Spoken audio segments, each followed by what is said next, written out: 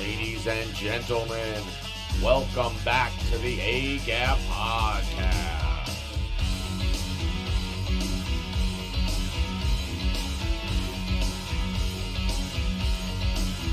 And now, your host, Colby.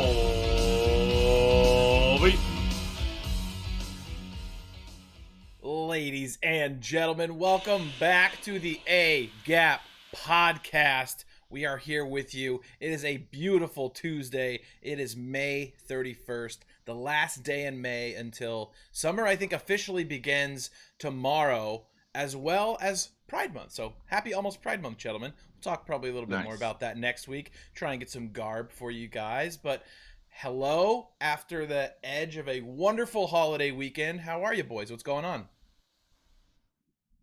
Oh, it's been good, man. Just enjoying the Memorial Day sun. And when I say sun, I mean I've been working retail all weekend because, it's Memorial Day weekend. The crowds are busy. The times are good. Mission success over at Best Buy Vacaville. Were the specials hot? Oh, the specials were hot. They were real hot. Oh, yeah, baby. Now, having fun. Yeah, I was wanting to get outside, but it was raining the whole time. So it was a wet Memorial Day weekend, but I played a lot of No Man's Sky. Yes. I just got turned on to that game, and I played like 15 hours. Really? So I'm pretty into it. It's pretty fun, dude. Dude, it's a fun game, and I know you were, like you said, you were like checking out all the new games, but that's the game that once you get your teeth into it, you just dive into it head first. So it's a lot of fun. It is so visually appealing. Oh, it's gorgeous. Are you playing solo or are you playing co-op? I played a little bit with Kev and some of the boys, but mostly just figuring my stuff out. But yeah, also this is the last pod of June. This is the last pod of my 20s, boys. Oh my god, dude! How does it feel? Should I be honest? I mean, yeah, be honest, dude. I'll tell you how I felt when I turned 30. You tell me how you're gonna feel. I had a moment today where I was like, ugh. Yeah, there's really nothing you can do about it, so you might as well embrace it. But it's a little nerve-wracking. Yeah, dude. It's scary because it's like that first you get like the quarter life crisis. People say at 25 you're like, I gotta go do shit. I think once you hit 30 it's like, oh, this is a little scary. Like I'm starting to have to make some real decisions in my life. However, one thing that I've heard time and time again is that 30 is 20 with money. So I think you're going to do just fine. You'll get to go do the things you want rather than like pinching pennies to go out for a bar night. So I think you'll enjoy it quite a bit. Look on the brighter side because we've all been there. We've done it. We have this wise wisdom after experiencing life for 30 years, and you'll be there. You'll get to start bragging that, yeah, I'm fucking 30.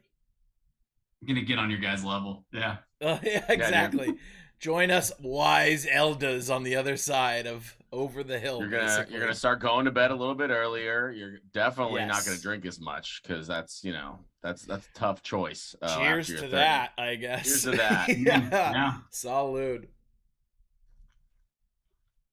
I heard that you drink as much, it just hurts more. Correct. Absolutely. Okay. Which then deters you from drinking as much. That's the thing. Yeah. Mm-hmm. Yeah. I'll say. Yeah, exactly. I would say buy low now on the milk thistle, the vitamin B12, the liquid IV, hashtag no free ads. But yeah, I would say go get all of the things you need to recharge your brain. Vitamin B12, I would say, is essential. Sometimes even take it before bed. If you fall asleep before it kicks in, you feel like $1,000,000 the next day. So a B12 head for sure. There you go. Yeah, it is the late 20s habit. Yes, 100%. It is. There you go. It's You're something, prepping. Yeah, it's something that I didn't know helped so much, but it really does. I was taking a little bit of it this weekend. I had a fun weekend as well. Didn't really like go out and do much. Just kind of hung home because we have a lot of plans for the next weekends. We took our cat Disco to the park, which was very fun. She was very explorative and was like chasing birds and shit. So that was very fun. And then played golf yesterday at a beautiful course up in like Placerville area called Apple Mountain. If you're in the Sacramento area, highly suggest it. Beautiful, beautiful course. But yeah, what did you guys, I mean, Tom, you said you were selling a lot. Matt, did you get anything fun this weekend? Just a lot of No Man's Sky. Got in some runs to break it up, but yeah, nothing crazy. I'm going to go out to Idaho next weekend, so just chilling, my guy. Fuck yeah. Nice. Let's go. That sounds fun as fuck. Looks like the beard's coming in nicely on both you boys. It's, I haven't touched it in quite a while. I haven't touched it in a while. It's probably due for a trim right now, but It looks good, Tom. It looks like you're recovering from a stash, or maybe the stash is just popping right now because it is thick. Yeah, the last trim we left the mustache because it kind of keeps the definition of the whole thing, and so now it's the longest facial hair I have by a mile. It looks good though, especially when you put your lip down like that. It's like a thick boy stash. Wait, who's we? Is it you? Does another person cut your beard? Yeah, Jessica. Wow, there you go. Yeah, dude, 100%. She's the barber for the boys. It's the professionals, you know. At McCann Do Hair. Find her in the chat every now and then under Yizuka. Last time I tried to trim my own mustache, I went to work looking like an Amish businessman. So I've learned. Hey, dude, Amish know how to get business done. They don't know how to use Slack, but they get shit done. I was gonna say they also. I was dressed, I think, too well. You know, I was wondering. I need to get some like 1800s business casual garb. So what kind of business are they doing? Are they trading? Dude. Oh yeah, dude. Building Have you barns? anyone ever been to a market where there are actual Amish people selling anything? Have you guys ever seen? I went to Pennsylvania. God, no. Yeah, they're just in. It's like a big old barn, and it's like a Denios, but everyone's Amish, and they sell you like honey and fucking homemade goods. You know. How many tech CEOs? Yeah, how many tech CEOs? Not a lot. I would assume. Yeah, it sounds like you said, like a swap meet in a farmer's market kind of had a baby, and that's the Amish market. That's incredible. I'm down. Well, shout out anybody listening in Pennsylvania. Invite us. Maybe we'll come churn some butter with you boys. Yeah, dude. We'll check it out. Yeah, that'd be a good time. Alrighty, boys. Well, you know what?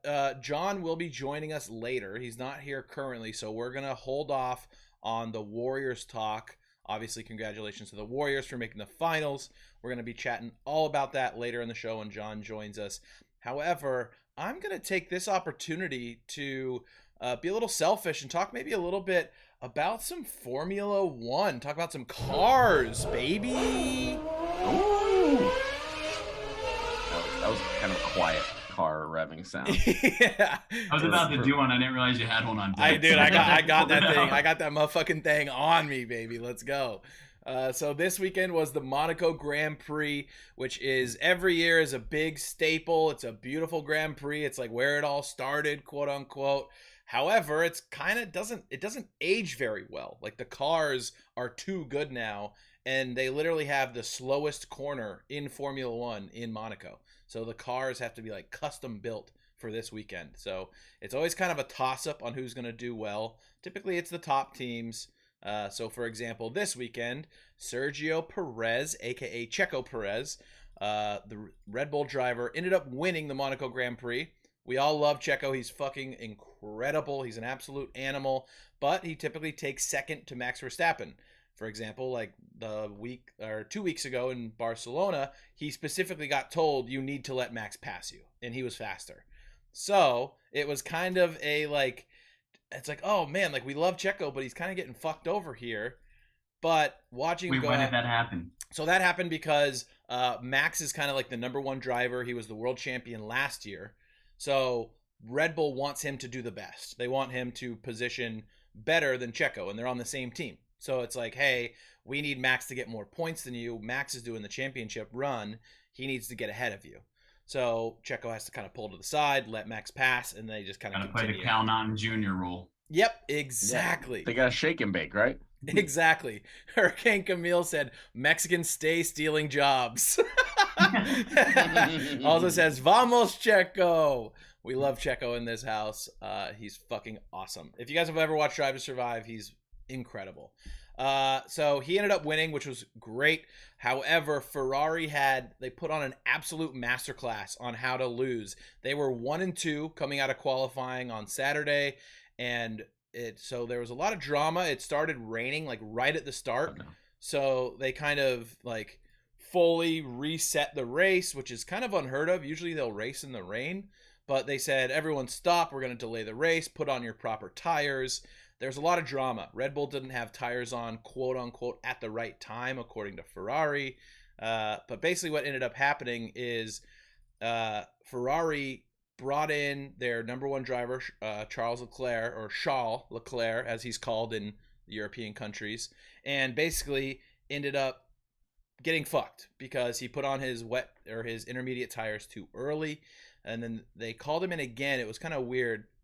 They called in Carlos Sainz to put on his slick tires because the race course started to dry out. They told Charles to come in, and as soon as he entered the pit lane, they then get on the radio and go, "Stay out, stay out, stay out." And he's screaming on the radio like, "What the fuck? This is bullshit. Fuck this." And it was like absolutely pissed because he was in second place at that point and the other Ferrari was in first. And so they clearly botched it. It cost him an extra, I think, 4 to 5 seconds in the pit lane, which then gave Max Verstappen and Checo Perez an opportunity to pass him. And so basically the race ended up with Checo in first, Carlos Sainz, the other Ferrari driver, in second, Max Verstappen in third, Charles Leclerc ended up in fourth after being in first. And Monaco is a race where, sorry, I'll let you guys talk at some point, but this is me mansplaining F1, explaining it like it's 5. You're updating us. Yeah, it's not mansplaining when we don't know what happened. One thing I thought after this race is like any American Formula One fan who just recently got into it for Drive to Survive will take any opportunity to mansplain the sport to anybody. It's pretty hilarious. And it's like, "Oh, I know Formula One. Let me tell you all about it. Oh, let me tell you why it's different from NASCAR and Indy." Like it's because you think you're better than us because you watch Formula One. Exactly. I feel very European, high class. I'm ahead of the curve. It's incredible. Hurricane Camille said, "It's always mansplaining. It's always mansplaining with me." But basically, and then George Russell got 5th. George Russell has gotten top 5 in every single race this year, which is really impressive. New driver for Mercedes, came from a terrible team and is now doing very well with Mercedes. It basically just Ferrari came down to really poor strategy. It was and a little bit of bad luck, but ended up giving Red Bull the advantage in the championship series. So the way it's breaking down currently, Max Verstappen is in first place with 125 points. Charles Leclerc is in second with 116. And Checo Perez, the number 2 Red Bull driver, is in third place with 110. So he's not that far behind. And the thing is, if Red Bull let Checo stay ahead in that last race, this championship race would be tight. And that's what Red Bull doesn't want. However, Checo keeps giving great results. So it'll be interesting to see how they finish the season, to see if they let Checo go for it and get the championship and compete with Max, or if they're going to continue to tell him to back off. So it's going to be it's very political. It's going to feel bad if he keeps getting second place, Yeah, that's the thing is he in the last year was the closest battle ever in Formula One. I've talked about it on the pod. It came down to the final race, and Checo helped slow down Lewis Hamilton enough to where Max could catch him. Oh, we got Johnny Boy in here joining us. Hey. Let me fix the layout. John, I know you're just joining us. We're talking a little bit of Formula One. Did you end up? Oh, he can't even hear me yet. Johnny Boy, can you hear me? Yeah, I can hear you. Can you hear me? Yeah, we got you, baby. Yeah. You are good. Let me get the video dialed in. Did you watch the Monaco Grand Prix this weekend? That's what we're talking about a little bit. Oh, are we live? We are live, baby. Oh, yeah. We are on, baby. We are here. It has been a whirlwind day. I apologize. I watched a little bit of it. I got to watch kind of the tail end of it live. I didn't get up early enough, and then I watched highlights of it. But I saw the race, bits and pieces of it at least. But yeah, it was a good race. Yeah, Leclerc can't get that fucking victory. At least he finished this time, though. Yeah, dude, it's been wild for him this season. I mean, he's struggled the last few races after coming out real hot. And real hot. Yeah, Ferrari was supposed to be the team this year. I mean, same with McLaren, though. They were supposed to be the team, and they're, sitting happily in 6th? Yeah, so. And that's also kind of due to Daniel Ricciardo just completely shitting the bed. Lando Norris has been great in the McLaren, but Daniel Ricciardo just can't figure it out. And it seems like that's because they built the car for Lando because he's been with the team longer. He's extended. Also, another side note, Checo Perez did extend with Red Bull until 2025. So that's a whole nother topic of conversation. There's a driver that is in basically Ferrari has a lower team called AlphaTauri. Pierre Gasly's been with them for quite a while. He was supposed to be kind of the shoe-in to be the next Red Bull driver. However, now they have Checo and Max. So what's going to happen with him? A lot of people think he actually might go to McLaren, wear the orange, and just be basically Daniel Ricciardo's replacement. So a lot of buzz going on in the Formula One world right now. But we can move on. I've talked enough about it. Any questions from the field on Formula One? I do have a question. Absolutely. Why is Monaco a timed race? So the only reason why it was a timed race is because they delayed it. And so basically, I believe. Oh, because of weather? Yeah, because the weather got delayed, and then there was a red flag where there was a big crash. Mick Schumacher literally broke his car in half. He's okay, thankfully, but it was a violent crash, so it took so much time to clear that. And with the delay, I believe in theory the race is only supposed to go for 2 hours. And so if they feel like they're not going to be able to get through 2 hours on the lap count, then they change to a timed race. And that's what happened this weekend. Yeah. Gotcha. Controversial. It is very controversial. And that's another thing in Formula One. It's very political. And there's I think one race official who's making these decisions with a few other people. And even last season in the final race, a massive decision made Max Verstappen the champion and Lewis Hamilton come in second. So I think our big influence on the race this weekend was pit stops, allocating pit stops. And so Red Bull and Ferrari both kind of pitted at different times. Ferrari came in early.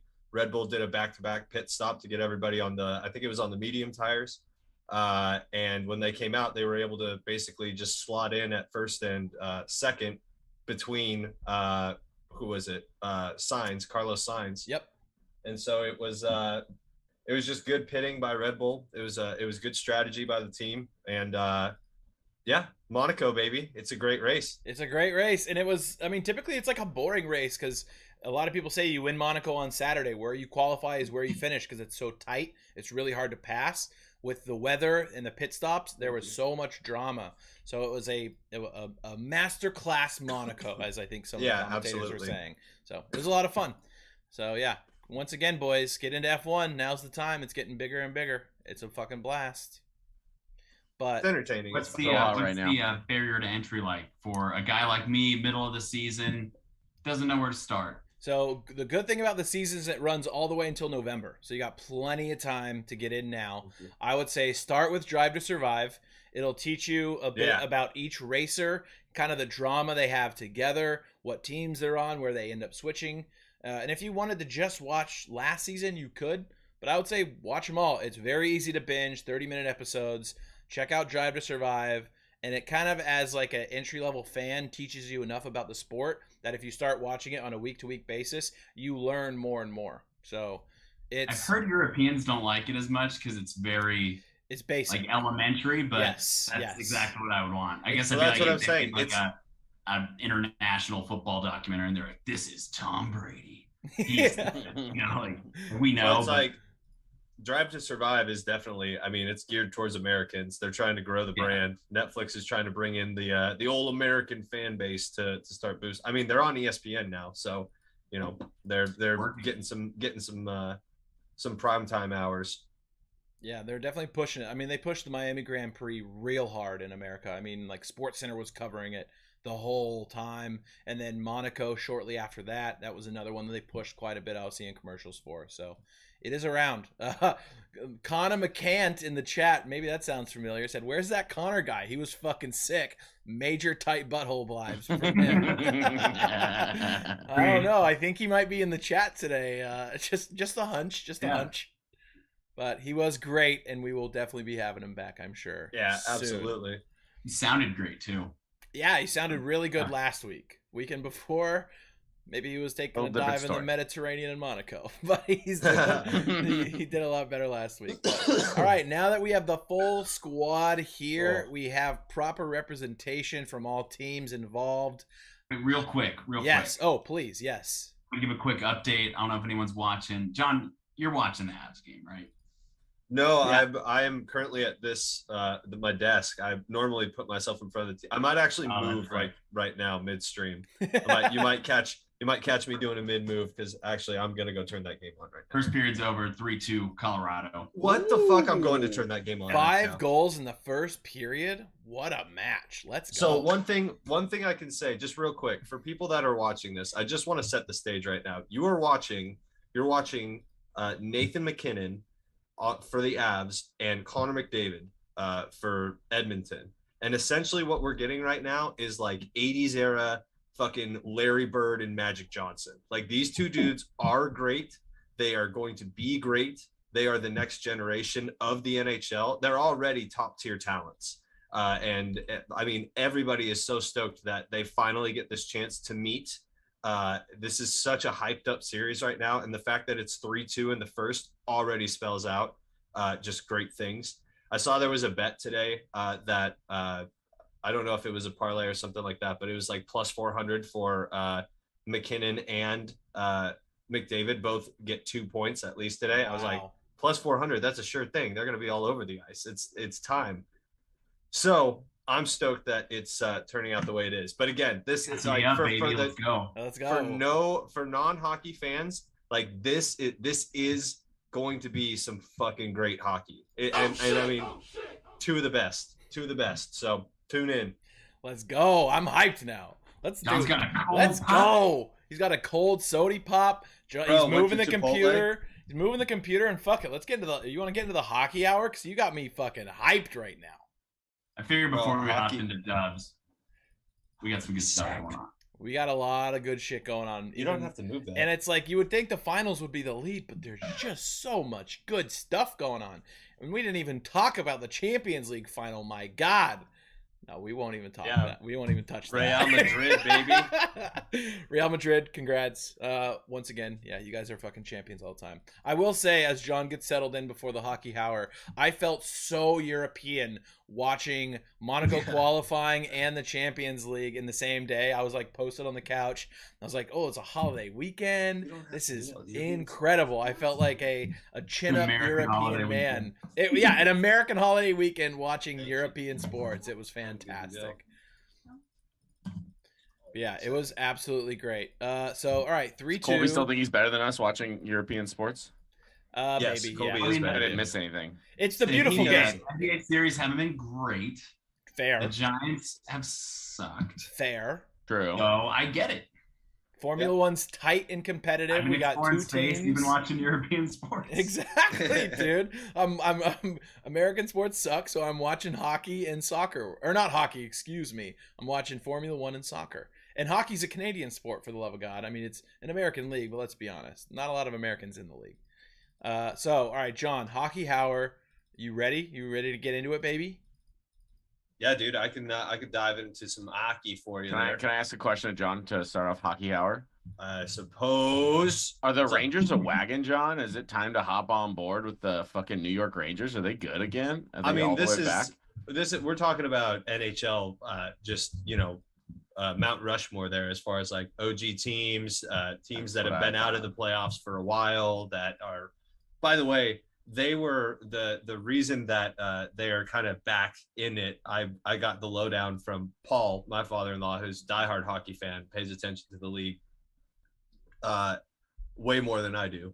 But he was talking about how I think it was the 2019 draft, the Rangers were slotted to pick like 15th, right, in the draft, and through the lottery got the number 1 pick. So took an already decent kind of team, added Lafreniere, who's a forward and is like top tier talent, and now here we are in the Eastern Conference Finals, which is sick. But also, like, NHL has changed a lot of rules because that happened, so that it never happens again. Because now all of a sudden, you know what I mean, 2 years removed, and they're they're in the finals. So it's kind of one of those bits, but.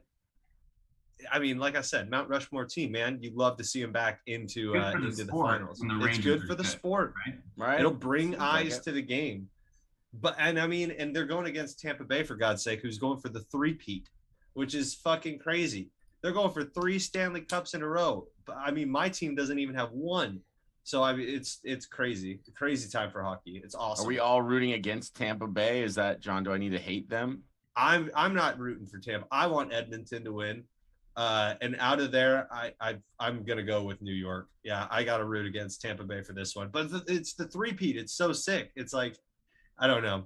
Any way you root right now, it's good hockey. So, and it's good by this guy. Hell yeah! I don't know why I stared at my mic when I did that, but I did. I'm stoned and long day, like I said. I love that. I'm trying to find the smoke weed every day button, but I can't find it. So okay, so that's one series. So we have Rangers versus Lightning. We have Avs versus Oilers, correct? What else do we got going on?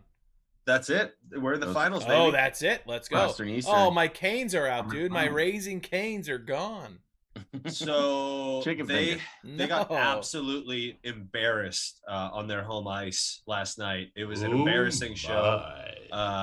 It was not good. It was just not good hockey. We need that real quick. We need that clip from what the coach in Letterkenny. You need oh shit. Dude, I just because Jess has never seen it, so I just started watching it again, and still hits like it did, so I'm enjoying it. It's a Shoresy show now. Yeah, I know. Yeah, I got to give that a peek too. Sorry, I cut you off though. I don't even know where I was going. Connor said he took Game 1 Tampa Bay series parlay plus 120. That seems like a fucking lock. Yeah, again, Tampa Bay is everybody's just hyped on New York right now. So I think, and really, it's Igor Shesterkin, who's their goalie, who is, I think he won the award for best goalie this year, I believe. But he's no joke, and he's locked down, and he played so well last night. I think he's going to really give him a chance. Fuck yeah. All right. Well, there we go. Hockey's hot. Canes got embarrassed. Sorry, Colby. That's okay. Pour out some cane sauce for them. No more cane sauce. Oh my god! I might have to go get some chicken fingers just to pour one out for the homies. You know, Evander take Kane, a sauce pack and just dump. What happened to Kane? Evander Kane has another goal. That's so fucking crazy. I hate that guy. Yeah, he's the worst. Well, I mean, classic as a person, obviously. As a you see player. this guy? See this guy? Number one bullshit guy. Absolutely. He's the worst. But he's fucking good at hockey, unfortunately. Maybe we should have taken him to court in session, which we're gonna be hitting later. I know, yeah. We're gonna be going to court later. Boom, yeah, boom. we're gonna be going to court later, ladies and gentlemen. But a little tease for you. But maybe we could have taken Kane to court. But yeah, just to surmise it, just hockey is really good hockey right now. If you have been interested in like watching, just a game or something like that, no better game to get into than the conference finals. Fuck yeah. And it's just two good teams, so give it a peek. Get it in now. Get in now. Connor said Avs taking it all in 7 over Tampa Bay. So there we go.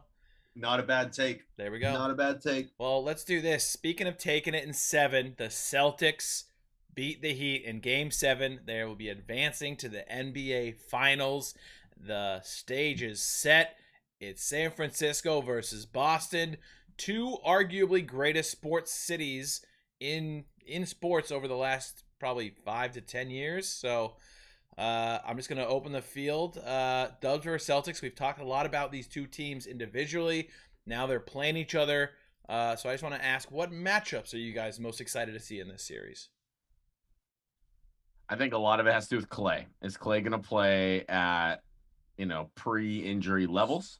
I think if he can contribute at that 25 points a game, damn near 30 points a game, I think the Warriors offense is going to be pretty hard to stop if Clay is clicking and Steph and Poole and everyone else is doing their thing. So Klay Thompson, he's my X factor.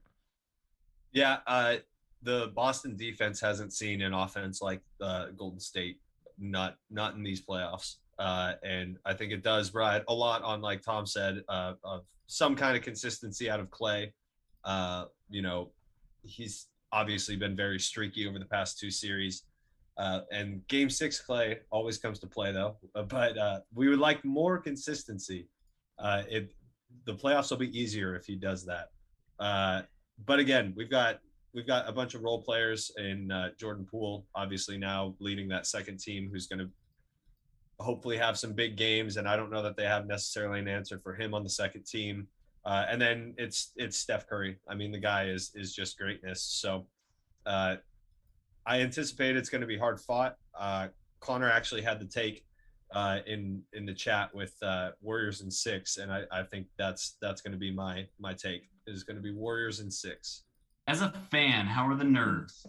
I'm beyond nervous. I'm beyond nervous because it's fucking on the opposite side of that. It's just I've seen the Warriors obviously go through big collapses and very streaky offense, and you know, the Celtics have a really good young guy over there in Jason Tatum, and Jaylen Brown was catching fire at the end of that series. You know, Al Horford even was able to step into a role. Marcus Smart. But again, I don't think that Boston's going to have an answer for our offense and the way that we run things, and the amount of movement that we have, and just really the amount of space that Steph or Clay need to shoot is just minuscule. So as a fan, I couldn't be more nervous, dude. I need game 1 to get here, and we just need to get it out of the way.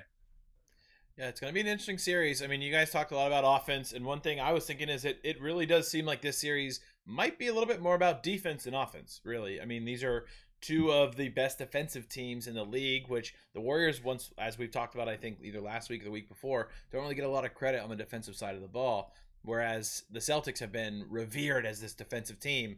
And so I think it's going to be really interesting to see who steps up. Hopefully, this will be a much closer series than what we've seen over the last few games, because it's just been blowout after blowout after blowout.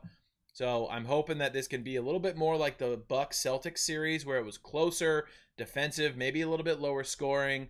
But once again, as you guys mentioned with the Warriors offense, you never know what's going to happen. They could shoot the lights out. Yeah, right now, the Celtics and the Warriors are both ranked the first and the second defense of all teams in the playoffs. So wow. Yeah. Who do you guys think's favored? If you guys haven't looked already, who do you think's favored betting lines? The Warriors? I would say, based off of what I've seen in this playoffs, I would probably say Celtics, just because I feel like the Warriors have been kind of slandered the whole playoffs, but I could be wrong. Matt, what do you think? Probably Celtics. Warriors are minus 150. Celtics are plus 130 on DraftKings. Wow. Mm-hmm. Finally getting the respect they deserve, I guess, because it's been people been shit talking them the whole time. Well, I mean, fuck. We went against the MVP and fucking put that team to bed. We went against the team that beat, obviously, the number 1 seed. Then we beat the Grizzlies, who were the hyped team coming into the playoffs, and there was everything was around them. Fucking got rid of them. And then the Mavs, who came in, and they had just beat literally the number 1 team in the West.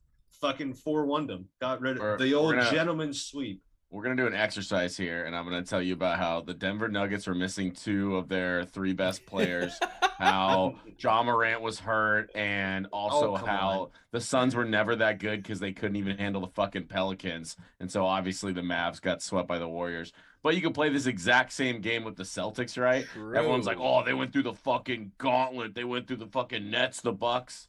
And same argument, right? Middleton was out. Fucking Nets are maybe not that good. Like, they were a little overrated going into the playoffs. And then you can make an argument that they shouldn't have gone to 7 against a banged up fucking Heat team. So you can see it from 2 different perspectives here, and Twitter likes to do that. Shots fired! Classic goalpost moving. Yeah. Yeah. Oh, yeah. 100%. It'll be interesting to see how they match up. I mean, so who's going to be guarding Steph? You think, is it going to be Marcus Smart on Steph? Yes. Probably. And then Tatum on Clay? I don't know how they scheme up, really. I think it's going to switch a lot, but I was going to say it doesn't matter. Yeah. The amount of times the Warriors are going to switch, it really doesn't matter. It's all about who's Nemanja Bjelica going to be on, because whoever that is, shut down. Shut down. From Alameda. The what? GP2 confirmed back? I thought so. He said that he was coming back. Yep. Wow. I thought it was a thing. The other stat that's getting thrown around the last couple of days is that since Steve Kerr took over the Warriors, the only franchise to have a winning record against the Warriors is the Celtics. Ooh. Mm-hmm. Very interesting. Hey, that's a good record to have. You're 1 of 1. Yep. It'll be interesting to see how they scheme up. Like I said, I mean, I haven't done a lot of research on the matchups. I kind of just brought that question up just because it's we've been talking a lot about these teams separately, and now that they're meeting each other, it's like, okay, how are they going to scheme up? Who's going to guard who?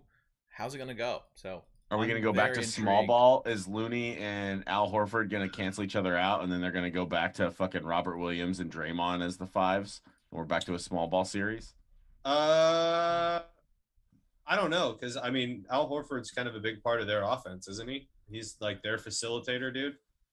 He can be until he only has 3 points in game 6 or whatever it was.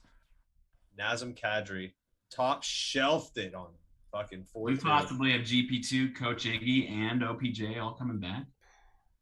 Yeah, that'd be huge. Wow. They're just like grabbing the last Infinity Stone, putting it in the fucking gauntlet. Steve Kerr's. Oh, here we go. All right, Connor chimed in on the matchups. You think it's going to be Steph and Smart, Brown and Clay, Wiggins and Tatum, Dre and Horford, Looney and Williams. He said, but it won't match up like that because the action will be forced to get weak defenders in the PNR. Yep. So Warriors, like I said, Warriors are very good at getting the matchups that they want. That's entirely our offense, is either getting somebody that Steph can move around on, or just making it so that, essentially it is that get the weak defender on Steph so Steph can move and get open shots. I just think it's going to be such a well-coached series. I like to think that, just like you were saying at the beginning of it, that it's going to be close games because every coach is really smart. They've got a very versatile group of players. They can throw a lot of different looks at you in a lot of different ways. I don't think any coach is really going to let themselves get beat for more than one game in a certain way. They're going to adjust. So I'm going all the way back to the beginning of the playoffs. I said it was Warriors in 7, and I'm sticking to it. Me and Skip Bayless. Deal. All right, Matt, I'm going to ask you, and then I'll give mine. Who you got? Take Dubs in 6. There we go. It's hard not to take the Dubs. I'm not going to be an asshole. Pick I want to just to be like maybe the only one right if it actually happens. But I feel like I've turned my back on back on local teams too often on this podcast, and I'm still trying to like redeem my character here. So I'm gonna go ahead and take the Dubs. I think they. I'll say 7. I'll say Dubs in 7, because they do have home court advantage. If I believe, yep, that shows me right. So I'm gonna say Dubs in 7. They love winning at home. I think it's going to be a fucking close series, though. I really do. And I'm sure there's going to be maybe 2 games that are blowouts and get out of hand, but I think they're going to be very close. As Tom said, a well-coached series. I think defensively is like that's what they're going to be talking about in the locker room before the game, at halftime, and at the end of the game. I think it's going to be defense because both these teams know how to score. It's going to just be how can we outsmart them on the defensive side of the ball. So I think it's going to be a very fun series, and I cannot wait. Is game 1 tomorrow? Thursday. I believe so. Thursday? Thursday. Thursday. All right. Let's go, boys. Thursday. Let's get it. All right. Let's move on. I'm going to save court for last because I feel like that'll be a fun segment to end on. So let's go ahead and hop into the MLB. The Giants are currently playing. I know you boys are watching. What's the score? I'm watching hockey. I was on hockey as well. It was 3-2 last time I checked. But 3-2. It was 3-2 last time I checked. Okay. It could be a lot worse though because they had base load, no outs. They brought in McGee. Brebbia loaded the bags. Everyone's sweating a bunch because it's fucking humid as shit. Oh, I'm sure. Fucking toasty. Oh, before we move on, Connor said Celtics haven't lost 2 games in a row this year, but are 5-4 at home. Dubs need to win both games at home and take one in Boston. Connor said 3-3 Giants. It seems like 3-3 tied. I would hope it was 3-3 good guys. 3-3 Giants. 3-3 good guys. Wow. He's just clarifying what the 3-3 is for. Yeah, exactly. Mm-hmm. Well, I think we've talked about this a lot on the podcast over the last few weeks. The Giants are getting their jobs done against the bad teams, not really stepping up against the good teams. We are currently 3rd in the NL West, so I'm going to ask you guys, is it too early to hit the panic button? I think we went over this last time. I just do the Randy Wynn thing where you just have to like take a deep breath because you're so frustrated. Yeah. You just like, no, can't panic yet, technically. But it's like, I don't know, man. We're not passing the litmus test right now. We're not beating or at least competing with some of these, upper echelon teams. So it's like, we blocked 2-3 to Cincinnati. Yeah. Who are playing better.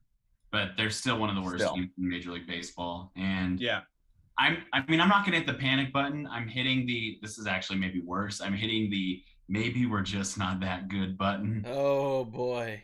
Yep. Which is possibly more depressing. We are who we thought we were. Crux where like I'm super excited about the general direction of the franchise, and there's so many young guys coming. It feels like anything that happens now, including last season, is kind of gravy. But because of last year, my expectations still are high. Yeah, I think that kind of finally came back down to earth. Like we're gonna be there, probably in the mix, but we're just not that good. Bullpen is scaring me. I think that's a bad sign. The fact that we had one of the best bullpens and now it's looking pretty shaky, pretty consistently. That's not great. Starting pitching hasn't been as good, not as dominant. That's not great. Offense can just be on and off all the time, man. Just we go from like the highs of that extra innings Mets game or that huge walk-off with Jock getting 8 RBIs and 3 homers, and then we go to Cincinnati and we lose 2 straight. It's just like, I don't know. It's a roller coaster. Webby looks like he's getting back. Jock? Which is good. Webby. Oh, yeah. Webby, yeah, had good He's looking like he's coming back around, so that's good. Who do you trust in the bullpen? Not Duvall. Yeah, definitely not Duvall. McGee, no. Brebbia, no. No one. Dom Leone, no. Tyler Rogers, no. Definitely not. I feel like I could get a base hit on Tyler Rogers, honestly. We can get Disco back and hope that he's like last year. Maybe Junis is like the one good guy. Junis has been a bright spot, a surprising bright spot, right? Like he actually has had good starts and much better than Alex Cobb. Cobb has been good. He's just been very unlucky. Alex Cobb has the lowest hard hit rate percentage against of his whole career. He's got there's this stat, sabermetrics, analytics nerd stat for pitchers. It's called Sierra, and it basically isolates ballpark factors and what the ball should have done based on when it's in play. And he has like an elite Sierra, but his ERA is like 6. So he's just getting really unlucky. He's had some shitter outings, but he looked pretty good last time. Yay! So I'm gonna give Alex Cobb some credit. Deal. But it's a long season, right? It's a long season. We're just settling in right now, you know? It's all good. We got plenty of time. Here comes the justification. All right. Alex Wood is okay. Alex Cobb is decent. Yeah. Rodon is not a Cy Young anymore. Yep. Belt's been hurt. It's the same story as every year. Yeah. Longo's hot. Yeah. Him and Kapler got into it. I read on Twitter today because he pinch hit for him. So they had a nice spirited debate in the dugout. Sometimes that's what you need. A little fire under the ass of the team. Mm-hmm. Wait, who was upset? Longo. He got pinch hit for, probably because of the analytics, and he didn't like it. But he's been white hot. I was gonna say he's swinging a hot bat. Maybe you just let him hit. You know, it's not what the iPad said, John. I know. Did not say. My God, call me old fashioned. The Excel sheet did not compute. Yeah, fair. Kapler pulled out his moleskin, was like, "Oh, guys, I think we're gonna have to pinch hit here."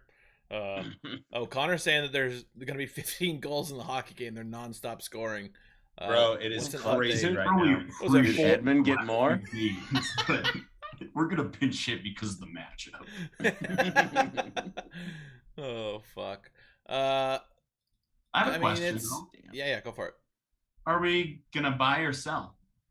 It feels like we're on there's a total plan, and it's a multi-year plan. So I feel like you're a little conservative there, but what do you guys think?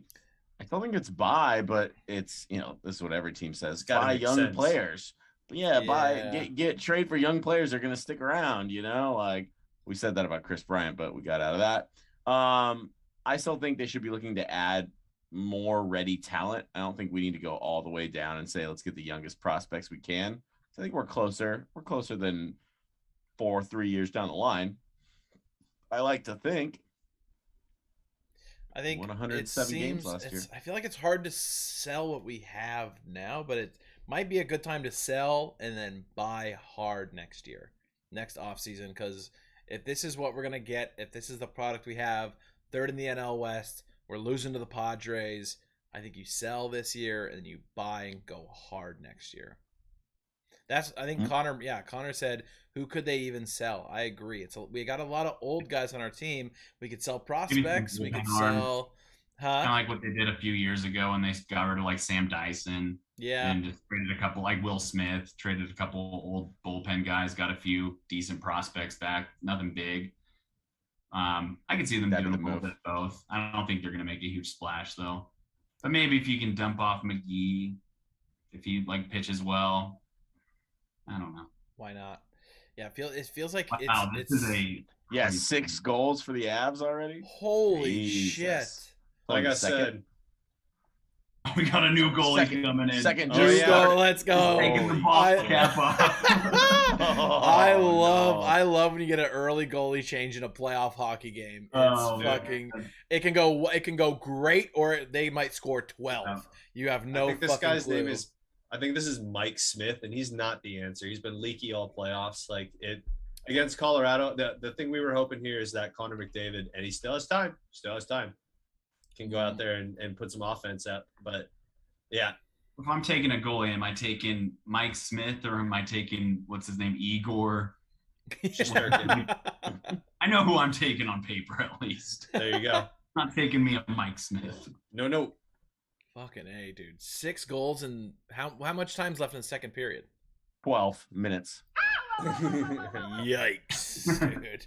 Fucking yikes. Fucking brutal. Oh, that's a great little tip, though. Dude, that's seriously, what a ricochet. Hits right off his body. Oh, God, they going again? All right. One thing we got to talk about. Yeah. But I know, this is a watch party now. We're watching NHL now together. We're still on Giants? Yeah, we're still on Giants. I was going to bring it. We can't talk about the Giants and not talk about Jock versus Fom. The great fantasy football slap of the MLB season. Fantasy football? Yeah, exactly. Fantasy football. Well done. Let's get this man some cheers. What happened? Break it down for me, boys. I got it, I think. Go ahead, Matt. So you know what happened? Summarize it, baby. So did you guys see the GIF? I saw the yes, yeah. It was the Giants, Dodgers, Padres all throwing a weight up, I think, right? Yeah. And then the sandbags, and they got the strap. And then the Padres one got choke slam by it, and it was all in good fun. Jock Peterson said he sent that to the group. Tommy Pham was on the Padres last year, and he had Padres teammates in that chat too, not just Tommy Pham. He doesn't know Tommy Pham that well. So they thought it was funny. Tommy Pham was pissed. He's like, hey man, it's all in good fun. I'm just messing around like any normal person would be. And then Jock apparently put somebody on IR that was only out and not on IR. So he had an out designation, but the fantasy platform they played on allowed him to do it. And Tommy Pham did not like that. He thought that was cheating. Because you're messing with my money. Found out that in another league, Tommy Pham had done the same thing and pointed that to him. He's like, it's the same thing, man. And didn't talk to him until last weekend. And there's footage of Tommy Pham just walking up to Jock Peterson and bitch slapping him. Dude, hilarious, dude. That's fucking insane. And if the platform allows you to do it, I don't think you really get to argue. If anything, bring it up with your commissioner. Too. Bring it up with your I'll tell commissioner. you what, though. In 2020, Travis Green got to use Taysom Hill as a tight end one game. Next time I see him, fucking slapping him across the face. I think that complaint is still sitting at the commissioner's office. If you want, I can dust it off and we can review it. We'll figure it out in NFL court later today. Exactly. I love that it ultimately cost him $10,000 in 3 games. And Tommy Pham just doesn't seem like a great guy. Yeah. Big idiot. I just don't understand how you can get so hurt and hold a grudge like that for so long that you literally think, I need to go slap this guy for this. It's not even like, hey man, I don't like what you did last year. It wasn't even a conversation that seemed like it escalated. It was just like he walked up, like you said, and slapped him in the face. That's fucking crazy. I do want to point out that I feel like it kind of rest, it like shook the Giants a little bit because we fucking lost those first 2 games after that. Like, you can't say it didn't at least wasn't a distraction. And then the Giants were the team that lost to this shitty Reds team. And I thought maybe it did something. It's like lit a fire. Yeah, it's like in hockey when you go fight a guy just to get your team riled up, right? True. Dude. Tommy Pham at the beginning of the season did say, like, this year's all about personal stats, basically. Like, what a great basically guy. said, like, we're gonna suck, and for me, this is just a chance to go get a contract. So he's probably just trying to get the boys riled up, just trying to mix it up a little bit. But no, he definitely seems like that guy, that like wild card that you work with that's like just super angry for no reason all the time. And if you like make a joke to each other around him, he's gonna be pissed. Yeah, he's that guy. Fuck. It's not funny, man. Those are the not best funny. people. And clearly, if you thought that playful gif was like that offensive, then... My dad was a Padre. My dad was. You're not that guy, pal. Trust me. You're not that guy. Oh, God. Well, all right. At least the Giants are in some kind of drama, I guess. We got plenty of drama. We got Joey Bart drama. Oh, God. Don't even mention his name around us. I saw. Not even drama. He's just not good. He's just it's just he's so stat. bad. 84 at bats or 82 at bats, 43 strikeouts is what I heard earlier. Oh my God! You can't do that, Joey. You can't do that and play in the MLB, bud. I'm sorry. No. God, 50%. Especially when you're 25, dude. In his prime, Matt. He's in his prime. So the best of the bad situation right now is Casale goes to the day-to-day, right? And then what? Do we put who's that guy we traded for that starts with a P? Papierski? Papierski. Yeah. He's down at what, AAA right now? He's doing all right. Yeah. I think. Get his Chadwick, dude. Maybe Get Joey him back up here. Yeah, where's Chadwick? Trump. I'm here for Trump 2020 what it'll be 2024. 2022, yeah. Dude. Big Trump guy. Kind of big Trump guy. Wow. As a Giants fan, I scream, "Let's go, Brandon!" I'm a big Trump fan. Dude, I know. We did that opening day. Like Brandon Belt comes up about, like, "Let's go, Brandon." I was like, "Oh, fuck, I can't say that like that." No, we're taking it back. Giants fans are taking it back, dude. Yeah, there you go. All right, deal. Yeah, we kind of own your brains long enough, right? I'm down. All right, boys. Well, yeah, a lot of drama going on. Fucking NFL drama, though. I think it's time. Anything real quick? Yeah, I just want to do a real fun thing. Is there any player that you would want to see the Giants acquire at the deadline? Soto. I mean, yeah, we talked a lot about it last Yeah. week. So I think Soto's the guy, right? Soto is the one everybody wants. But does it happen this year? We talked a little bit about that. A little more realistic. I've got Yeah. I was gonna say more realistic. I got one. A catcher that can hit over 230. I'll take that. Yeah, that'd be nice. Yeah. I think like 2/3 of Major League Baseball is looking for the same thing. But True. Yeah. True. maybe more. Maybe just like a someone to help in the bullpen. Like, go get Will Smith back or some shit. I don't know. Like, someone's out there that can help. Mark us. Melanson. Let's get him back. Oh God, the my rumor of Melanson has been around. Like, oh boy, I don't know. I don't know. Sergio's probably available. That'd be fun. I want Bednar from the Pirates, but he'll be expensive. He's got like a .9 ERA. Ooh, I like that. But they'll probably be selling. Well, that's the thing. Is there anybody like realistically that we could go get from somebody's bullpen to help us out right now? Is there anybody? Bednar. Well, I don't know. Yeah. That's it. All right. I don't know if you want to go get Melanson. I mean, like him versus McGee, it is not that appealing to me. No. Is Jelly good He's yet? looked the same to me. That's all I'd say. Yeah, they're same verbal meme. Yeah. And we're all trying to get Doval to become the guy. I don't know if he is. We thought he was. He's got such good stuff.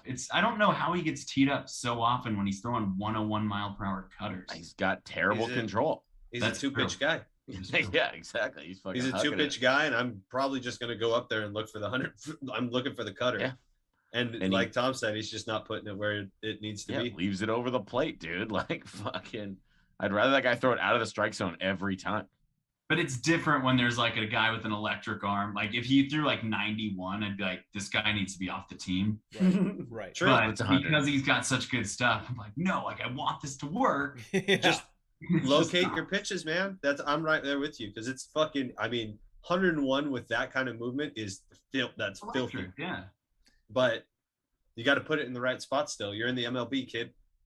I can fix him. I promise. I can. All right. It's like Hunter Green. You know, he's throws the most 100-mile-per-hour fastballs in all of baseball, but his mechanics are like a pitching machine, and it's straight as an arrow, so he gets teed off on. Yeah. Tough league. Tough league. That's what I'm saying. It's not easy. It's not easy. Yeah. Imagine like being able to just throw 100 miles an hour, and you're terrible. That sucks. That sucks. Yeah, dude. it doesn't make any sense. Yeah. You've worked your entire life to throw 100 miles an hour, and you finally get it, and then guys just rake on you. And like your whole life, no one has been able to hit you. Yeah, exactly. Right. Of Yeah. course. Yep. And then all of a sudden you're what? You're losing to guys with like intense hip workouts. Like, whoa. Holy shit. That's baseball. That's America's pastime. That's baseball. Now that's baseball. I love it. All right. Time to go to court, boys. All right. Ready? NFL Can I court. be the court reporter, I guess? Can I be the police officer that calls out the court case? Yeah. Hold on. Let Okay? me hit the theme for you. You ready? All right, here we go. Yeah, I'm ready.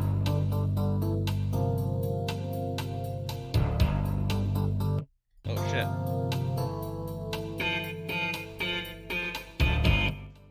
All right, Tom. What do we got? What's Just on so the case? everyone knows, I have no idea what's about to happen. All right, case number 1 on the docket, Deshaun Watson versus now 23 civil lawsuits.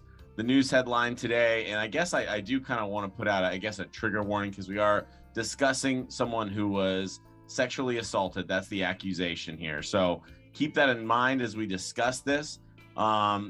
This lady came out here and she watched the newest Bryant Gumbel episode with Deshaun. And in that episode was when he said he has no regrets because he did nothing wrong. So why would he regret anything? And that prompted her to actually file the lawsuit. So I guess the only interesting highlight in here was that they did meet up for 3 alleged massages, and he found her on Instagram.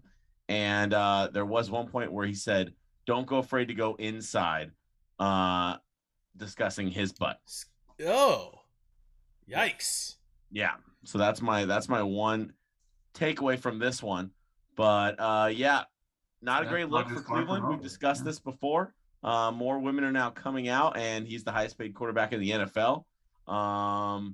I guess reaction. I don't know. I don't know what I'm looking for here. My only question is still sucks. Like my only question is, like, what does the NFL do?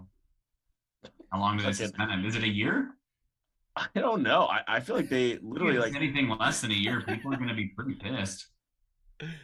Sorry, I'm in the A gap. Yeah, I'm laughing at a funny comment. Father of Irish twin said in the A gap. Also, appreciate you making a Twitch account to comment. But I want to get back into this, but he did say late. Sorry I'm late responding, but I had to make a Twitch account to comment. Joey Bart fixes defensive issues this year. Next will come his offense. Are we ready for that, boys? It's an optimistic view. I like very that. optimistic view. But all right, back to the issue at hand. When he's 32, he'll be so good. When he's 32, he'll be elite. Okay, so yeah, I think it's what does the NFL do, Matt? I think clearly they usually don't do much in these scenarios, which is kind of fucked up. I think they could absolutely use him as kind of a we need to punish this guy to show everybody else in the league that we're finally going to step in on this kind of stuff. But if I'm being honest, I don't see that happening. And I think they're going to just make it a team issue. Like Cleveland has to deal with it.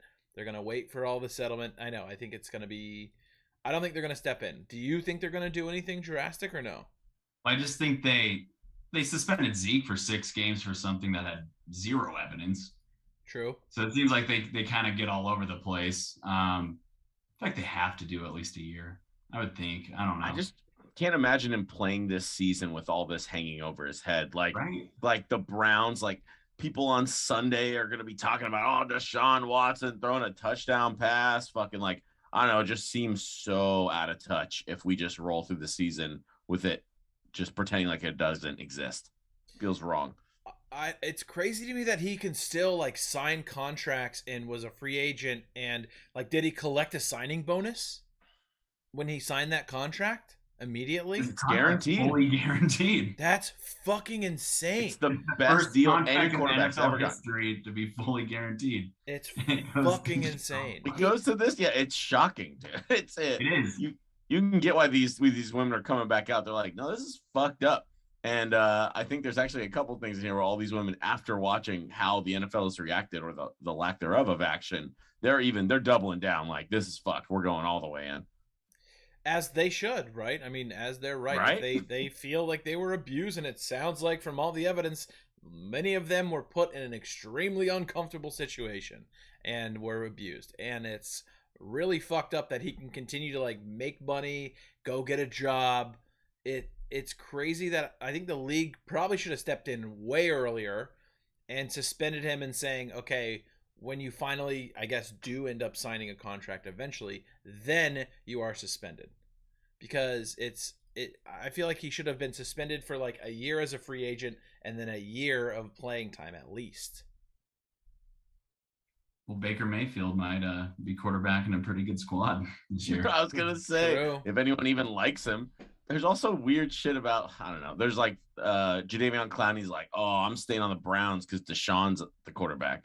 It's like, oh, so fucking weird, dude. That guy's also weird too. Well, it's because they're like, oh, I've heard his side of the story. It's like, yeah, he's fucking lying to you. Like, he's lying to you. He's like in this little bubble of people telling him he's okay. I don't know. It's fucking weird, man. He's a top 5 quarterback. Yeah, that's all it is. They're excited about winning. Yeah, but like, I've heard his side of the story. I think there's more to be. Yeah, it's like, no, he's a good quarterback, and you're stoked that he's on your team. Well, and I feel like they know that. Yeah, and the way that these things usually go in the NFL, it's just brushed over. Nobody cares about it. Nobody talks about it after it's over, and so they're like, "Oh, he'll be our quarterback soon," and that's fine.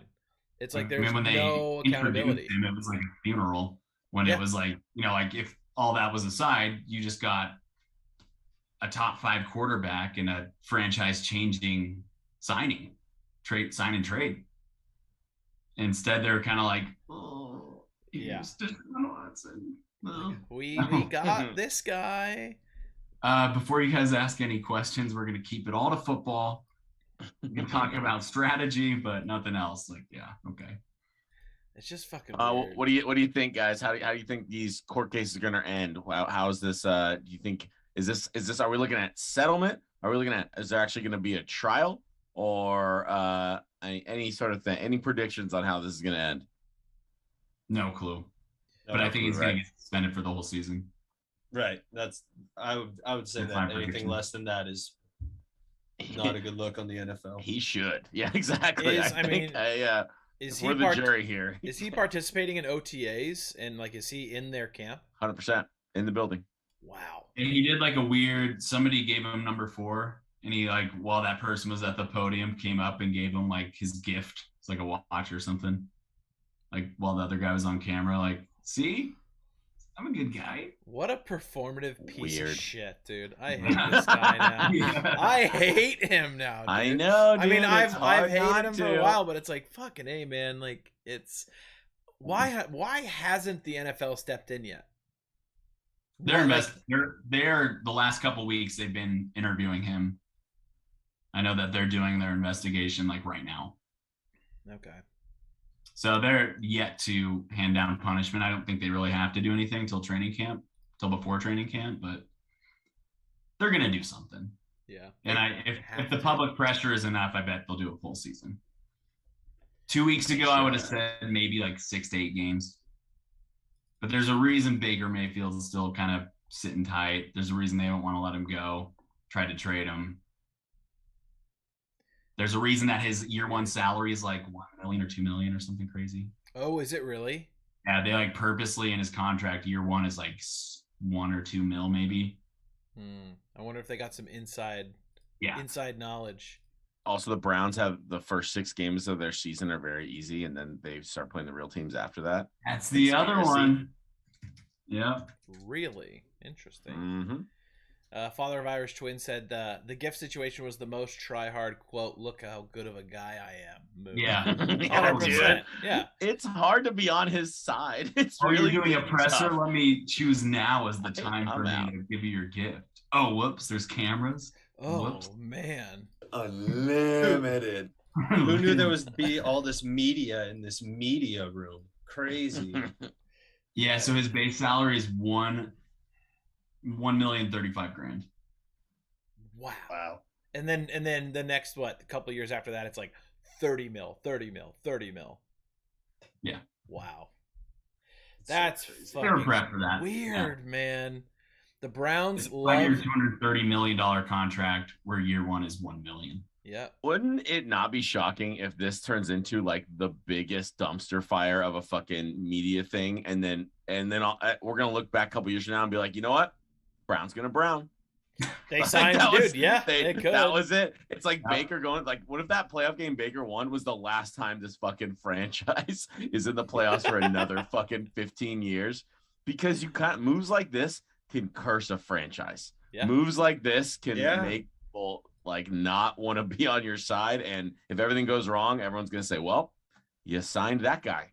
I mean, it's not the first time they've done it. They did it with Kareem Hunt, right? Kareem Hunt kicked a girl in a casino, and they signed him maybe a year later. So it's like they are right after suspension end. Yeah, right after a suspension. So the Browns have a track record of saying, oh, these guys are free agents because of the shitty things they've done in their life outside of football, but we can get them at a premium. I get it. I understand it. And Tyreek, yeah, true. Let's not forget. True. Yeah. No, never talk about that anymore. Hook, man. Everyone loves that. It's there. We've said this so many times on this podcast, how many people in the NFL get away with atrocities. Yeah, and we've done that. We've done how good stars. are you? How good are you versus how bad was the thing you did? You know, like that's the graph. You know, and where does it land? Yeah. We always say Ray Lewis killed a guy.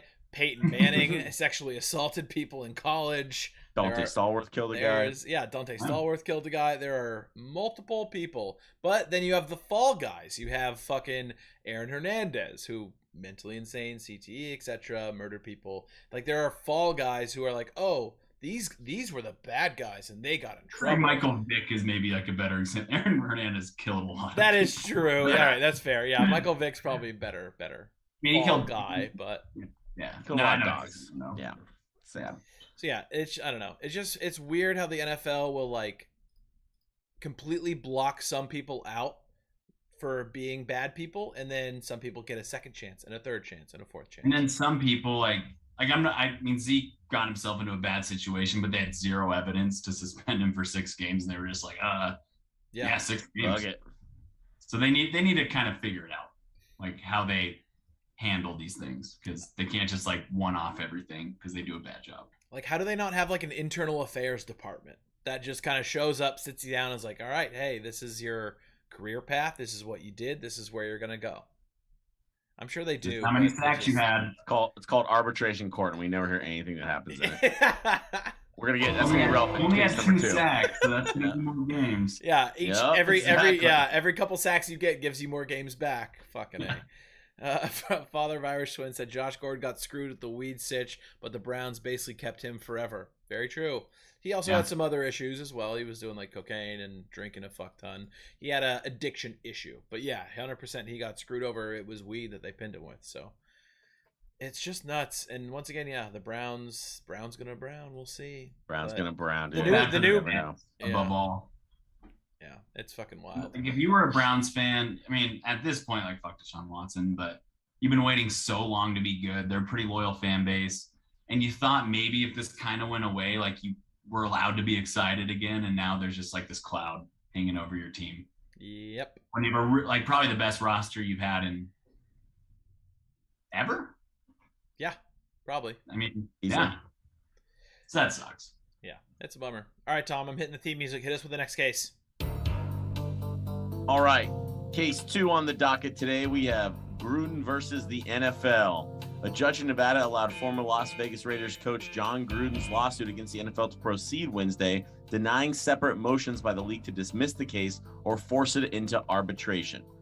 So the news headline there kind of says it, but basically the NFL is trying to get this into arbitration court where everything is private. That's where the NFL loves to do all their business because then we never have to hear about it, or just straight outright cancel it, say waive it.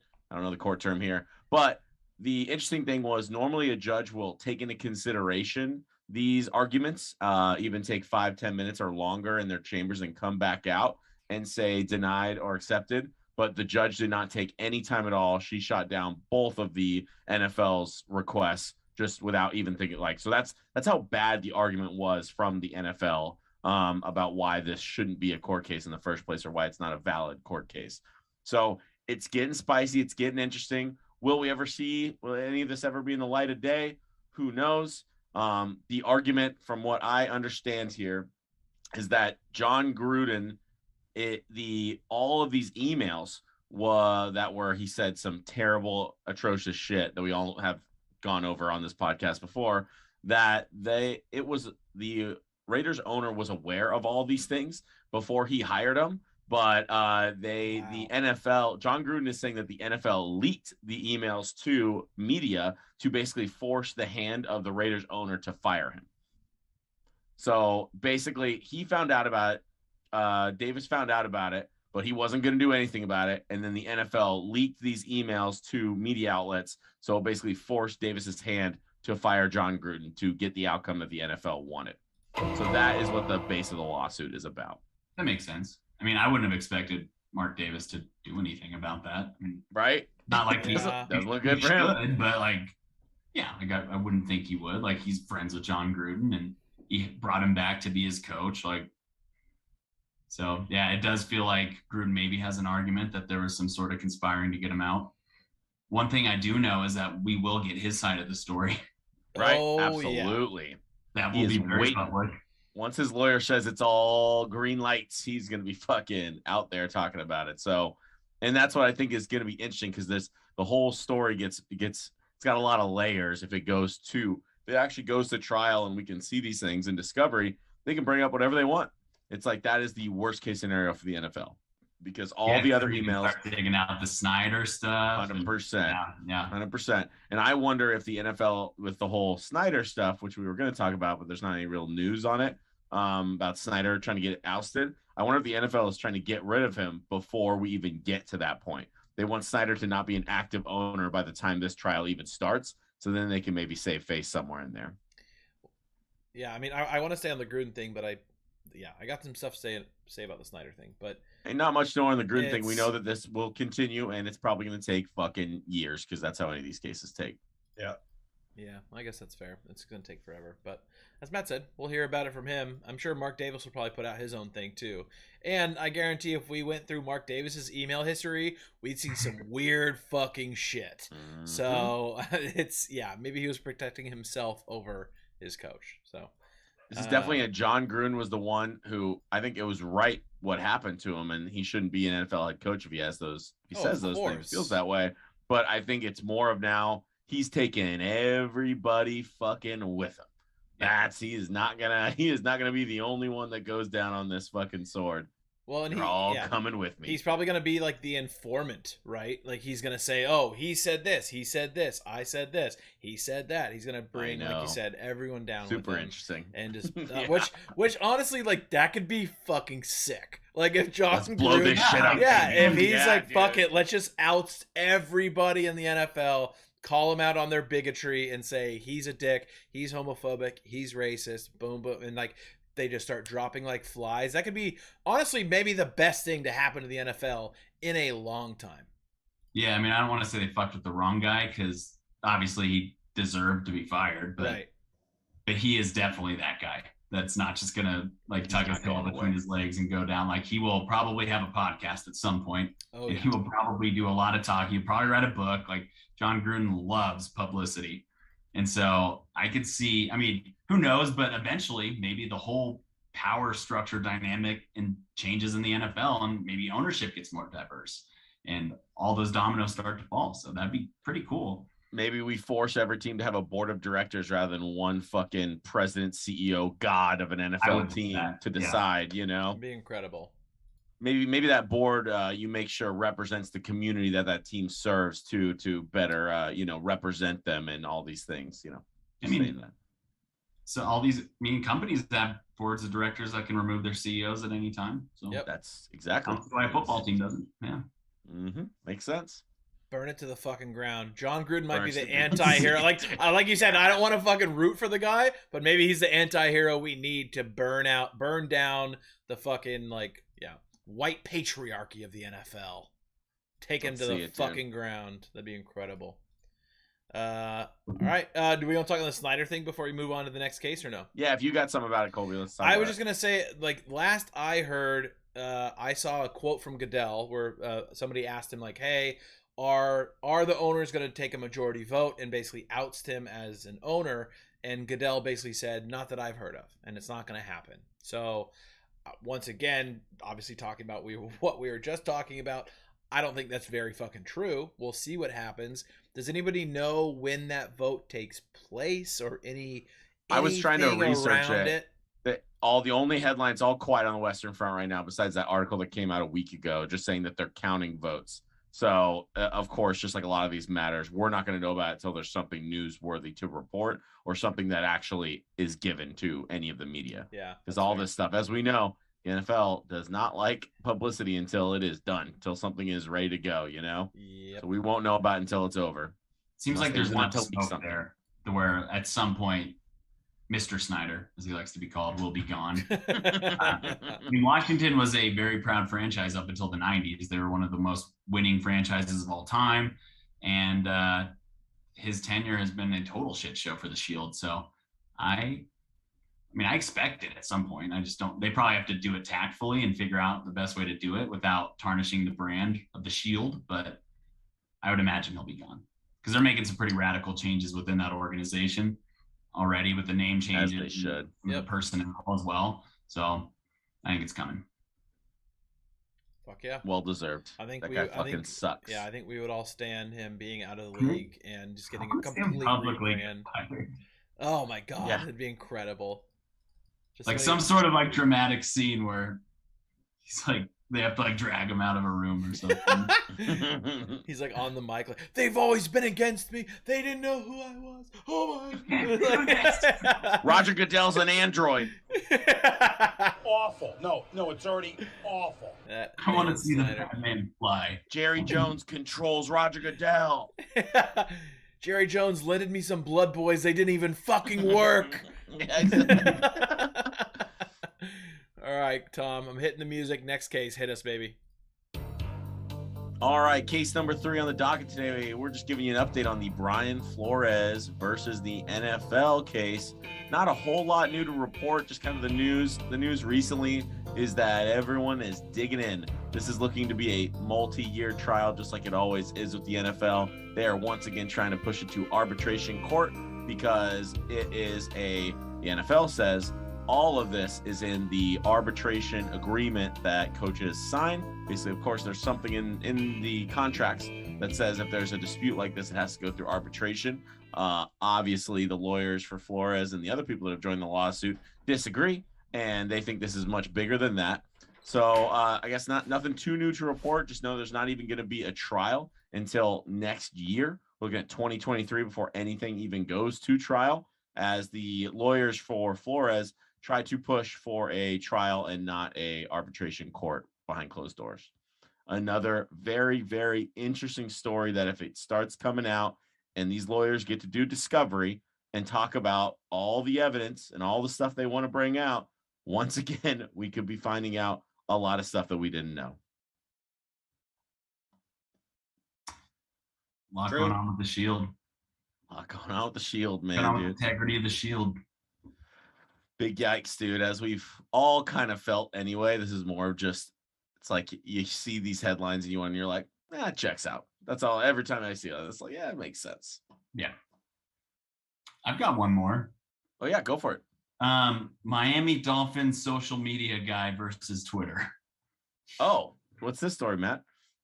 they need to stop, or they need to figure out how they serve up highlights of Tua throwing the football.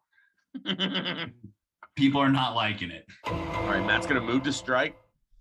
So you saw the throw, the one that got everybody riled up, the noodle arm to Tyreek. Well, and then there was a new one where he was throwing, and they're like, why is it so zoomed in? Like, zoom out, you cowards. Basically, like, challenging. It's just funny just watching all the Dolphins fans going like, that was a pretty good throw.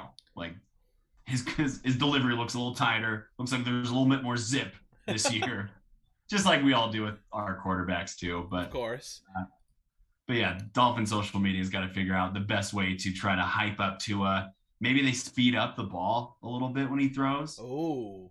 I don't know. I'm just to break down the video. Somebody will see there's frame like, by frame. oh yeah, the RPM's considerably ramped up at the 34-second mark. Like, it's like, oh my god. But it sounds weird. Like they're trying to do the cool NFL zoom in on the ball and then zoom back out when they catch it. But it's like they're getting shit for it. Like the anti-Tuanon guys are just going nuts. Like, oh, why aren't you showing the velocity of the ball? It's like, dude, like, enjoy cool zoom in cinematography. A training camp clip of it's fucking social media videos. It's Tua throwing a Tyreek to get you excited. Exactly. Like, that was severely underthrown, even though that's the first thing I thought too. But well, that looked pretty underthrown. That's probably not going to be good. Yeah, that's gonna be. I mean, we'll see. We see it with it's tough. Jimmy last year too, or even Trey. It's like, oh, that looked pretty underthrown, or his deep ball's improved, or Trey's mechanics are better. It's like there's one throw from one angle. Yeah. There's no way you can tell. That spiral doesn't look very tight. It's like, all right, dude, who fucking cares? Especially in football, like nobody ever really knows what they're talking about. Never. Not even us. Maybe coaches do. Maybe no. People that break down film maybe do, but even like people on ESPN, maybe like former players do. But so many talking heads, including us, we don't know what we're looking at. Yeah, see, Father of Irish Twins just summed it up for us. He said OTA quarterback conversations are exhausting. It's so true. Yeah, dude. It's true. But hey, if you want to listen to us talk about Trey Lance, tune into last week's episode. Yeah, every week we talk about the same shit. Trey Lance is 17-20 in his first OTA practice. Oh, let's go. Yeah, I agree with you, man. OTA conversations, it's exhausting because it is everyone trying to spew their opinion, everyone trying to say, "Oh, our guy's great this year," is not great. It's like it's the same round robin conversation. Speaking of that, since there's so many hot takes out there, can we talk a little bit about the Javon Kinlaw Grant Cohn thing? Because when we had our podcast last week, we just talked about that Grant Cohn had made a video saying Javon Kinlaw called him a bitch ass sucker. Yep. But we didn't know that at that time we were recording that Javon Kinlaw was on Grant Cohn's channel. Yeah, we should have just streamed him in. That would have been fucking hilarious. It all blew up from there. It made it to Barstool, to TMZ, to Pat McAfee's show. All over the place. It was nuts. Yeah, Pat McAfee at the same time that he was streaming, that was when Grant was on with his dad, and they were doing not even close to an apology thing. They were just kind of talking about how everything's squashed and like we're just moving forward because we were right. Look at how he like very on his horse about like I initiated contact. I was the one who wanted to sit down and put it all under the bridge and shake his hand. It was me. I'm the one who did it. It's like, okay, man, like whatever. But they had a little back and forth. Him and the Pat McAfee show had a little back and forth. Yeah, man, I don't know. Like there's hot takes, and then there's a guy who's just trying to be toxic in our locker room, and he kind of walks a very weird line with that. So, but and when you have George Kittle, you have Raheem Mostert, Tyreek Hill chimed in on it. Yep. It starts a good discussion. Like it's been interesting. Niners. Yeah. But George Kittle, I like that he said, like, how can you just let a guy come into our locker room every single day who's looking to antagonize players? That's what I'm saying. Right. He literally says it in that like day after the video he does. I could have retired a millionaire. I would thought I was about to retire. It's like, you are such a fucking pussy. That's like, what?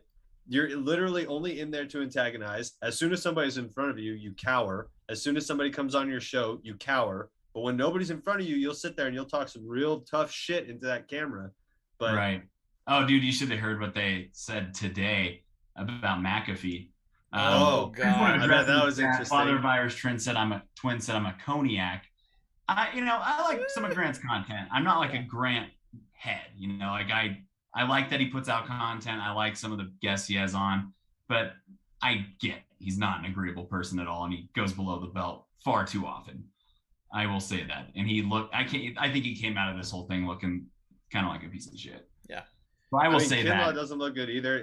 Don't get me wrong, the players don't look good in it either. But if you got a guy that's literally his only platform is, like you said, getting he puts out good information, but he also does these fucking really super hot takes and really cuts players down. And it's just you don't expect players to you're the local guy, they're gonna hear you, and when they confront you on it, it's either be about it or shut the fuck up, man. He talks out of both sides of his mouth a lot. Yes. He just puts out a lot of content. He just puts out so much content that he's never consistent with the shit he says. And he's probably not, I don't know. I mean, I guess the pandemic, because he wasn't in the locker room for 2 years, you let your guard down and you start to think there's no repercussions for what I say. Yep. As soon as you been roasting everyone on the team for 2 years. I mean, he used to Jimmy Garoppolo will stand and just pass the ball and then it's sometimes it's funny, but it's pretty accurate. That's the thing. It's sometimes it's fun, sometimes it's accurate, but it's right when you push it that far, and then you do have a player approaching you about it, and then you have all of the players' support behind him, and then you decide to double and triple down. That's when it becomes kind of a problem, in my opinion. Because now he's, as John said, he'll kind of get in front of the camera and say, I'm sorry, I pushed the line, but then the next day he's continuing to rip on guys. So yeah. I think he should have been humbled by the experience, matured a little bit, taken a step back, and apologized and tried to be a little more professional. However, his content and his channel is built around those hot takes. As Irish Twin said, wannabe Skip Bayless Stephen A. He's spewing out hot takes to rile people up. And I think, Matt, I don't know if you said this last week, but you had said that Skip and Stephen A's job is to rile up the viewer, right? Yeah. Whereas Grant is trying to rile up the players. And that is where you start bringing that toxicity into the locker room. That's when it becomes a problem. Yeah. And I think I've heard a couple people say, is this the way that journalism's going? Where credentialed media members might look at Grant Cohn and be like, he's 50,000 subscribers on YouTube, more than any other Niners content creator, more than NBC, more than anybody. Yep. Maybe I'll start being, it's kind of hard to be that far, but you might start thinking maybe I'll get a little shtick, a little Grant Cohnian shtick, and start talking shit about Jalen or, all those boys in the Eagles locker room or whatever. Yep. He is now a character in a way, right? He is now a persona and a character that he plays into. I'm sure he doesn't feel that way. There's some local sports radio guys that I listen to. They've had him on their show multiple times, and they even were like, it's weird because we thought Grant was a Niners fan, but the way that he's acting, it almost seems like he's covering a team that he isn't a fan of. And he says he's not a fan. He grew up a fan, but he always says, I'm not a fan. See, that's wild to me. And I understand, yes, you can cover a team you're not a fan of, but if you're kind of shoehorned in specifically by your father to this Bay Area sports scene, and then you kind of shit on the team and you're not a fan, that there's just a weird thing going on there. And it's working for him. It's getting him clicks. Like we said, it's funny sometimes, but I think he should have humbled up a little bit from this and tried to come back and be professional, but it seems like he's doubling and tripling down. Yeah, he's not going to. No, nope. He won't. He definitely won't, because once again, that character kind of guy. Yeah. I was gonna say, I apologize for mincing my words too, because there's no way that he in anything that he did after that came out, he did not apologize for any of it. Yeah, he did. Once. He did explaining of why he was right in his actions and the way that he went about it, and did a lot of trying to obviously Kinlaw blowing up doesn't make it any easier for Kinlaw having a case in him being the victim here, which I've said it before, and I think we've all said it. Like Kinlaw is equally at fault here. You can walk away from it. You can choose not to engage.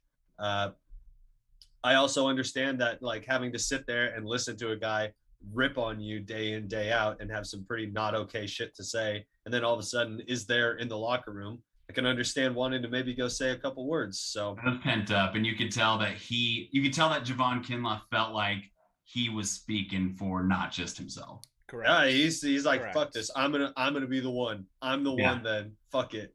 And cool, do it. But it sucks that it's our locker room. It always, I mean, this is not something that you need right now when we have too many other question marks. There's too many other question marks. We don't need to be spending time on media members as a question mark. We just don't. So if only Jimmy had been there to just quell the whole conversation. You know? That'd have been good. Would have been nice. Jimmy just would have stepped between them, flashed a smile at Grant, and it would have all been over. It would have gone away. Give him a wink, and he would have walked away. A Subway sandwich and get out of there. My Nana made this for you. Yeah, I was gonna say his Nana would appear out of the woodwork and just have the sandwich.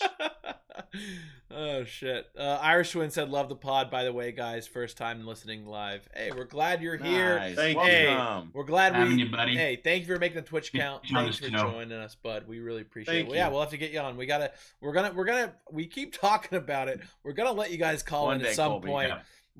We have the technology. We just got to promote it, put it out there, and we got to make sure that you guys are ready to go too. So let us know. Tweet us if you would ever want to come on the show and talk to us, because we will set it up.